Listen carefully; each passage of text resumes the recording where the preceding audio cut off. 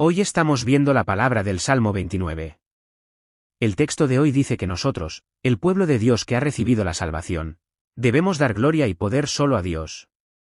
También dice que Dios, quien realiza esta salvación, es mucho más grande y vasto de lo que nosotros, los humanos, pensamos. Y especialmente, habla sobre la elección soberana de Dios y su bendición en esta salvación. Entonces, ¿qué dice exactamente la palabra? Hoy queremos averiguar sobre esto y compartir la gracia. En primer lugar, el texto de hoy dice que nosotros, el pueblo de Dios que ha recibido la salvación, debemos dar gloria y poder solo a Dios.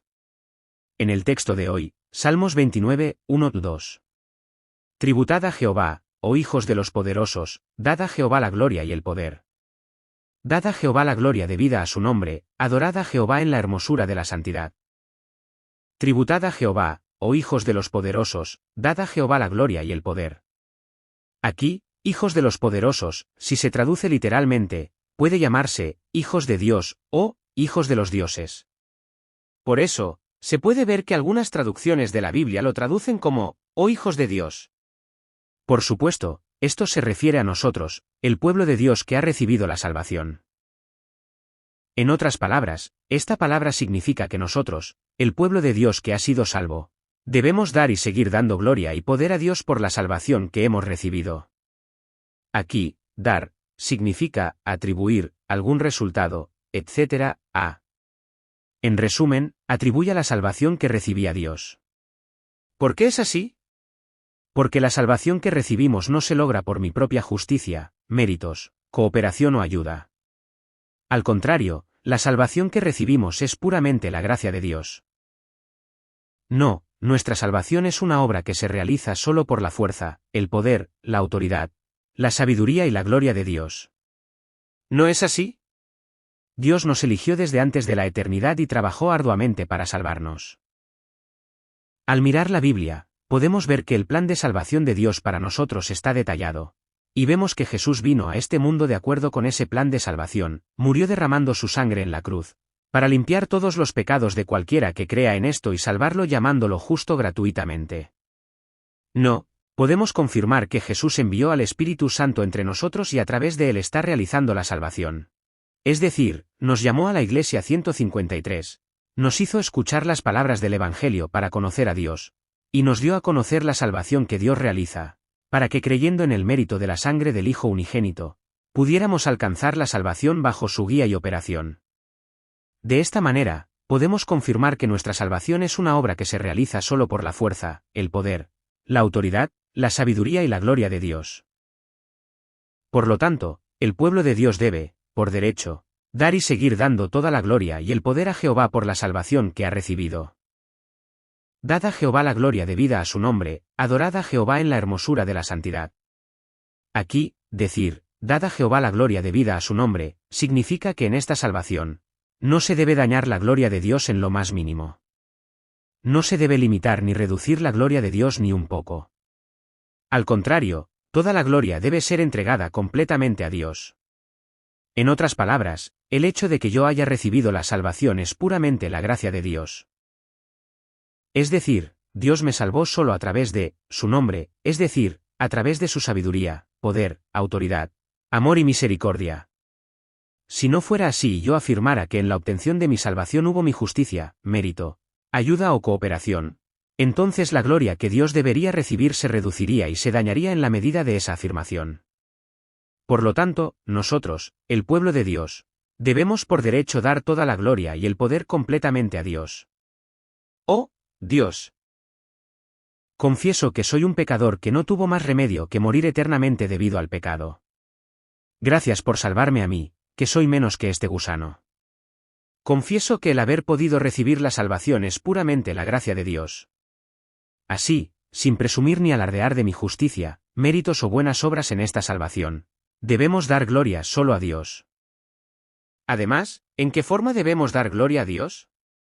Adorad a Jehová en la hermosura de la santidad. Aquí, hermosura de la santidad, en el sentido de vestiduras sagradas, se refiere a la vestidura de justicia que Dios pone a su pueblo. Es decir, Dios limpia de todos los pecados a cualquiera que cree en el mérito de la sangre del Mesías y lo llama justo gratuitamente, inocente, santo, y se refiere precisamente a esa vestidura de justicia. Por ejemplo, los sacerdotes en la época del Antiguo Testamento tenían que vestirse con vestiduras sagradas con adornos espirituales cada vez que se presentaban ante Dios. Por supuesto, esto prefiguraba y simbolizaba la vestidura de justicia, que nuestro pueblo de Dios vestiría en el futuro al creer en el mérito de la sangre del Mesías que vendría a este mundo. En otras palabras, nuestro pueblo de Dios debe, por derecho, recibir la limpieza de todos sus pecados mediante la fe en el mérito de la sangre del Mesías, Jesucristo, enviado por Dios, ser justificado gratuitamente, y presentarse ante Dios para adorarlo. Esto mismo es la forma suprema de dar gloria al presentarse ante Dios. Al contrario, presentarse ante Dios para darle gloria sin creer siquiera en el mérito de la sangre de Jesucristo no tiene ningún sentido.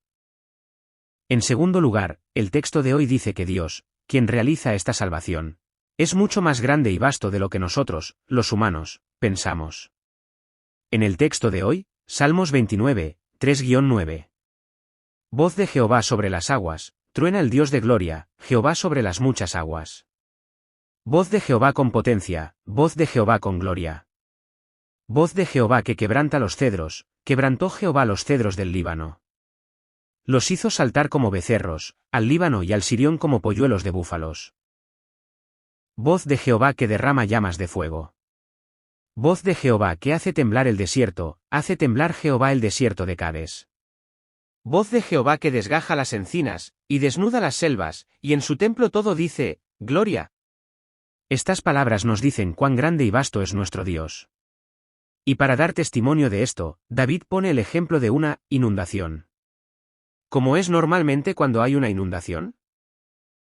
Normalmente, cuando cae una gran cantidad de lluvia del cielo, truena y relampaguea allá arriba, y mucha agua se desborda en los valles, y en casos graves, ocurren deslizamientos de tierra que arrastran mucho lodo, y todos los árboles son arrastrados por la corriente, haciendo que la montaña quede pelada como una colina calva. Entonces, los animales salvajes asustados pierden el camino y corren de un lado a otro, e incluso en casos graves, ocurre que las ciervas abortan debido al estrés. El texto de hoy está pintando precisamente esa imagen. Es decir, todo lo que sucede en este mundo está bajo el gobierno y la soberanía de Dios. A ese grado, nuestro Dios es grande y vasto. Voz de Jehová sobre las aguas. Aquí, voz, significa, sonido de la voz. Esta, voz, aparece un total de 7 veces en el texto de hoy, lo que simboliza el poder, la majestad y la grandeza perfectos de Dios, así como el gobierno y la soberanía perfectos de Dios. Y aquí, aguas, se refiere a las nubes espesas, que contienen una gran cantidad de lluvia. Sin embargo, esta palabra evoca la creación del mundo por Dios en Génesis capítulo 1. Al mirar Génesis capítulo 1, vemos que nuestro Dios crea todas las cosas solo con su palabra. Como dijo Dios, sea la luz, y fue la luz. Al igual que eso, las palabras del texto de hoy muestran que nuestro Dios, solo con su voz, con su palabra, gobierna y domina este mundo y todo el universo de acuerdo con su voluntad. Aunque todo esto sea difícil de entender con nuestra razón y sabiduría humana. De todos modos, esta sabiduría, poder y gloria de Dios. Todas estas cosas son maravillas que nosotros, los humanos, ni siquiera podemos concebir. No, Dios es mucho más grande y vasto de lo que nosotros, los humanos, pensamos y juzgamos. Por ejemplo, Dios es aquel que, solo con su palabra, puede crear no solo un universo, sino miles, decenas de miles de universos, y puede gobernar y dominar todo lo que ha creado de acuerdo con su voluntad. Entonces, ¿por qué David enfatiza esto aquí? Es porque nosotros, los humanos, pensamos en este Dios maravilloso de manera demasiado pequeña, demasiado insignificante, y debido a eso, podemos no entender en absoluto y dudar de esta salvación que Dios realiza. Es decir, al encerrar a Dios en mi propia razón y sabiduría, limitando, reduciendo y pensando en el poder, la autoridad y la sabiduría de Dios, como algo muy pequeño, uno puede no entender y dudar. ¿Cómo puede Dios realizar tal salvación? ¿No es así? Muchas personas, aun viendo y escuchando maravillas sobre la salvación que Dios realiza, no la entienden en absoluto, dudan y no la aceptan. ¿Por qué es así? Es porque hay una tendencia a pensar en el poder, la autoridad, la sabiduría y la gloria de Dios, de una manera muy pequeña y reducida. Oye, ¿Acaso alguien no inventó esto por religión? Además, incluso se puede ver a gente burlándose y mofándose. No, ¿cómo puede una virgen que no conoce varón dar a luz a un niño? ¿Cómo puede un muerto volver a vivir con un cuerpo espiritual y ascender? Pero nuestro Dios es aquel que, solo con su voz, con su palabra, puede crear miles, decenas de miles de mundos y universos, y puede gobernar y dominar todo lo que ha creado de acuerdo con su voluntad. No, nuestro Dios que realiza esta salvación es mucho más grande y vasto de lo que nosotros, los humanos, pensamos. Por lo tanto, si Dios decide hacerlo, puede realizar no solo estos milagros que encontramos en la Biblia, sino milagros mucho más grandes que esos. Ya sea la concepción por el Espíritu Santo, el nacimiento virginal, la resurrección y la ascensión, o el milagro de los 5 panes y los 2 peces que alimentaron a miles de personas, o el milagro del maná que cayó del cielo durante 40 años, etc. No, Dios puede realizar milagros mucho más grandes que estos si así lo desea. También hay personas así. Hay personas que piensan que para que Dios pueda realizar esta salvación, nosotros, los humanos, debemos aportar alguna justicia, mérito, ayuda o cooperación. En otras palabras, hay personas que piensan que para que el hombre sea salvo, debe guardar y practicar toda la ley de Dios, o debe hacer muchas buenas obras. Piensan que solo entonces Dios podrá salvar a esa persona. Asimismo, hay personas que afirman que nosotros, los humanos, si solo creemos en el mérito de la sangre de Jesucristo, absolutamente no podemos ser salvos, sino que a eso se debe añadir el arrepentimiento, como el dolor y las lágrimas por los propios pecados.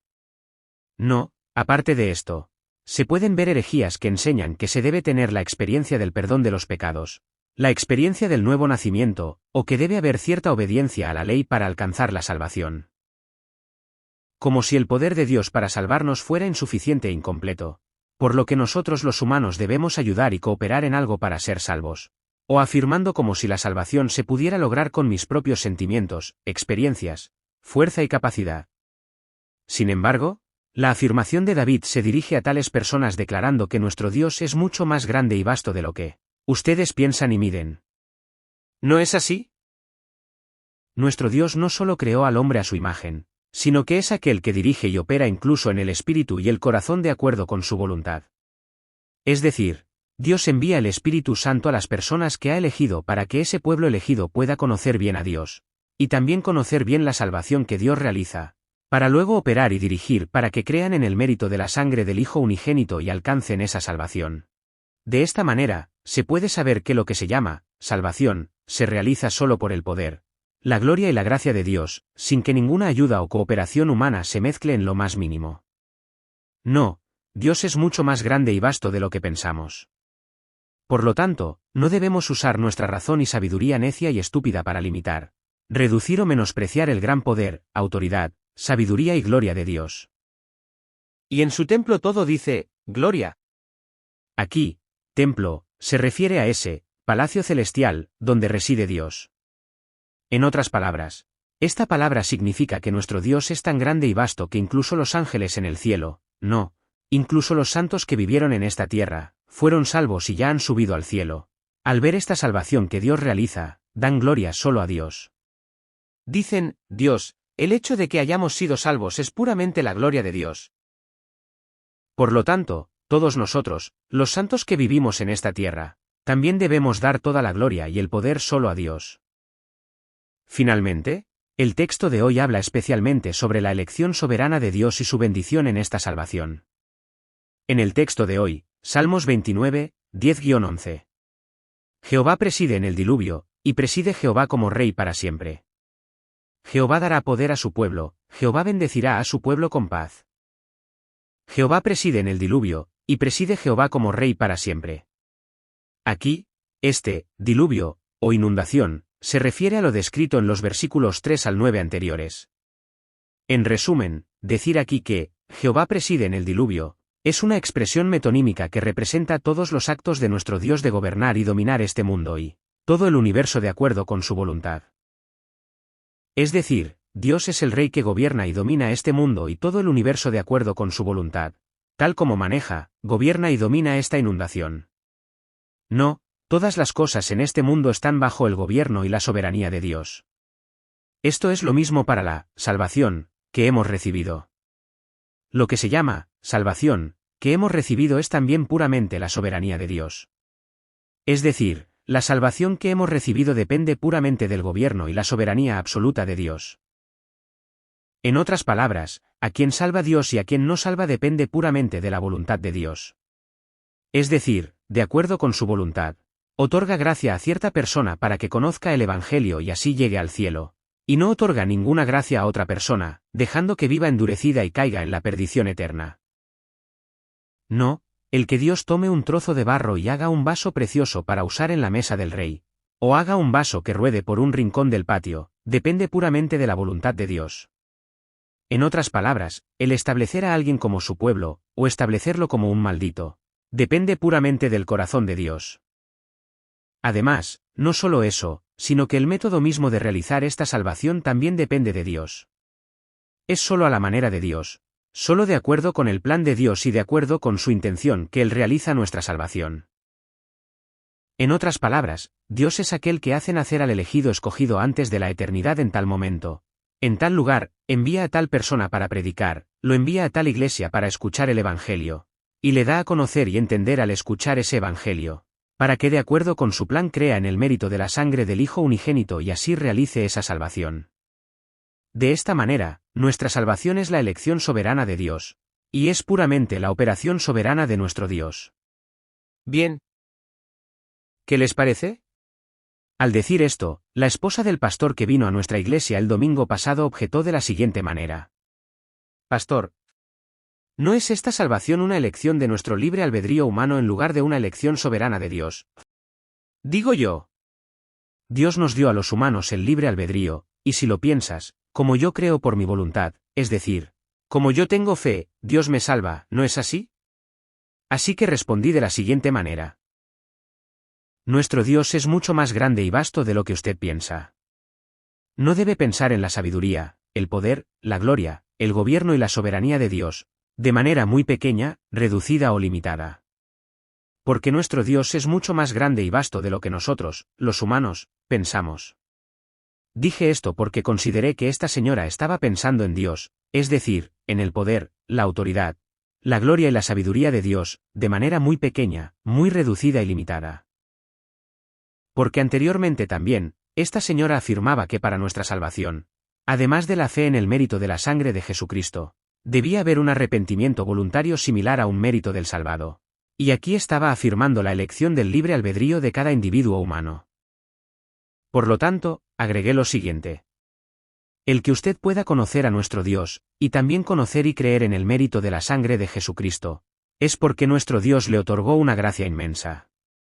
Es por eso que puede conocer y creer todo esto, si no fuera así y Dios no le otorgara gracia. ¿Cómo podría conocer a Dios? ¿Cómo podría conocer a nuestro Jesús?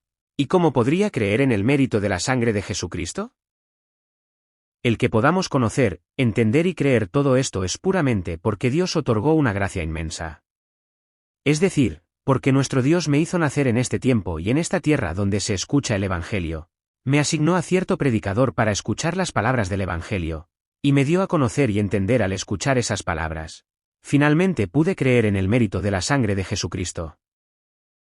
Si no fuera así y yo hubiera nacido en la época de Gorieo cuando no se escuchaba el Evangelio, o si hubiera nacido en lo profundo de África donde no se puede escuchar este Evangelio, ¿cómo podría recibir la salvación a través de mi elección de libre albedrío? El que yo pueda ser salvo ahora es puramente porque Dios me hizo nacer ahora en esta tierra donde se escucha el Evangelio, y también dirigió todas mis circunstancias y mi corazón, y guió mis pasos a esta iglesia 153 para poder escuchar este Evangelio. Entonces, ¿cómo se puede decir que mi fe es el resultado de mi elección de libre albedrío? Al contrario, el que yo pueda creer es puramente porque Dios me otorgó una gracia inmensa. Es decir, no creí a través de mi elección de libre albedrío individual, sino que se puede decir que llegué a creer a través de la gracia irresistible que nuestro Dios derrama. En otras palabras, se puede decir que Dios me eligió desde antes de la eternidad y cuando llegó el momento, me salvó con una gracia inmensa. Por eso, ¿no oramos de esta manera? Dios, gracias por salvarme. Gracias por darme a conocer a Dios, y también a Jesús, y por dirigirme y gobernarme para que pudiera creer en el mérito de la sangre de Jesucristo y así salvarme. De esta manera, el que yo conozca a nuestro Dios y pueda creer en el mérito de la sangre de Jesucristo es porque Dios me otorgó una gracia inmensa. Entonces, ¿cómo se puede pretender que mi fe proviene de mi elección de libre albedrío individual? A decir verdad, no fui yo quien creyó por mi elección de libre albedrío, sino que se puede decir que llegué a creer porque Dios me otorgó una gracia inmensa. Es decir, no pude rechazar la inmensa gracia otorgada por Dios, no pude resistirla y llegué a creer. En una palabra, se puede decir que no fui yo quien creyó, sino que fui hecho creer. Por eso en la Biblia se llama a esta fe un don de Dios. Como Dios me da la fe, puedo creer. Si no fuera así y Dios no me otorgara ninguna gracia, ¿cómo podría creer?, dije. Ante esto, la esposa del pastor respondió, yo también pienso así, y luego dijo que no tenía tiempo, y se fue apresuradamente. Bien. ¿Qué les parece? Este evento es precisamente lo que sucedió el domingo pasado. Nuestro Dios envió a esa señora a nuestra iglesia 153. ¿Por qué la envió? Para hacerme conocer y entender bien a mí, que soy necio e ignorante, para que yo pudiera entender bien y proclamar las palabras del texto de hoy. Es decir, a través de la pregunta de esa señora y mi respuesta a ella, Dios mismo operó y dirigió directamente para que yo pudiera preparar bien la palabra de hoy. ¿Por qué hizo eso? Es para profundizar su fe y establecerla firmemente. En resumen, se puede decir que Dios les otorgó una gracia inmensa para guiarlos a esa salvación. De esta manera, podemos confirmar que Dios, de acuerdo con su voluntad, de acuerdo con su plan, mediante su poder y gloria, realiza nuestra salvación. No, Dios es demasiado grande y demasiado vasto. De todos modos, esta misma es la elección soberana de Dios. Confesar que no fui yo quien eligió a Dios y creyó en él a través de mi elección de libre albedrío, sino que llegué a creer porque Dios me otorgó una gracia inmensa. Y creer que Dios me eligió desde antes de la eternidad, y cuando llegó el momento, me salvó con ese poder y gracia maravillosos, esta misma es la elección soberana de Dios. Jehová dará poder a su pueblo, Jehová bendecirá a su pueblo con paz. Aquí, su pueblo, se refiere a nuestro pueblo de Dios elegido por Dios de acuerdo con su voluntad desde antes de la eternidad. Pero el hecho de que se use dos veces seguidas enfatiza que el pueblo de Dios son entidades que han sido salvas a través de la elección soberana de Dios, desde antes de la eternidad. Es decir, el pueblo de Dios son entidades que Dios ya había elegido desde antes de la eternidad cuando ellos mismos aún no habían hecho nada, no, cuando ni siquiera habían nacido en esta tierra. De todos modos, esta palabra habla precisamente de la bendición del pueblo de Dios que cree en tal elección soberana de Dios. Entonces, ¿cuál es esa bendición? Esa bendición es el poder y la paz. ¿Qué significa esto? Si nuestra salvación no fuera la elección soberana de Dios sino la elección del libre albedrío de nosotros los humanos, ¿cómo sería? Si fuera así, nuestro pueblo de Dios estaría siempre intimidado, siempre inquieto y siempre ansioso. ¿Y si por ser así termino cayendo en ese lago de fuego del infierno? ¿No es así? Cuando uno mismo está desbordando de la gracia de Dios, se siente como si fuera salvo, pero al contrario, cuando uno mismo tropieza debido al pecado o cuando esa gracia disminuye, se siente como si aún no fuera salvo. De esta manera, lo que se llama elección del libre albedrío humano es siempre caprichoso e inestable. Dependiendo del estado de ese día, hay días en los que parece que hay fe y otros en los que no. Y de acuerdo con eso, hay días en los que parece que se es salvo y otros en los que no. Entonces, si nuestra salvación fuera la elección del libre albedrío de cada individuo humano, cuán intimidados, inquietos y ansiosos estaríamos. Sin embargo, si nuestra salvación es la elección soberana de Dios, desde antes de la eternidad, esto se convierte en un consuelo, poder y paz inmensos para su pueblo. ¿No es así? Aunque ahora mi carne sea débil y caiga cometiendo pecado, aunque parezca que mi fe ha disminuido debido a la seducción y tentación temporal de ese Satanás el diablo, nuestra salvación no se verá afectada en absoluto.